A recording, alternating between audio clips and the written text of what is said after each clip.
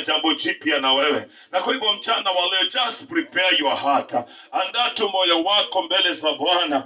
Ambia Bwana, siku ya leo sitaki kutoka katika mkutano huu. Sitaki kutoka kwenye ibada hii bila wewe kukutana na maisha yangu katika jina la Yesu Kristo.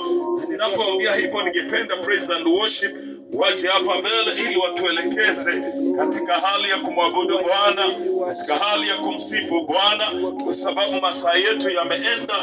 Sioni kana kwamba tutangoja watu wengine. We just go to the presence of God, kwa sababu ninaamini mchana wa leo tunapoenda kujitolea na kujiachilia kwa Bwana, kuna jambo ambalo Bwana anaenda kutenda ndani yetu katika jina la Yesu Kristo. Jipeane tu kwa Bwana. Ambia Bwana, niko tayari kwa sababu yako, niko tayari kwa sababu Bwana ninataka unihudhurie katika jina la Yesu Kristo. Na kwa hivyo ninaamini ya kwamba praise and worship tutapanda tu hapa juu, hata kama ni padogo. Hapa juu ndio tutamsifu Bwana, hapa ndipo tutamwabudu Bwana.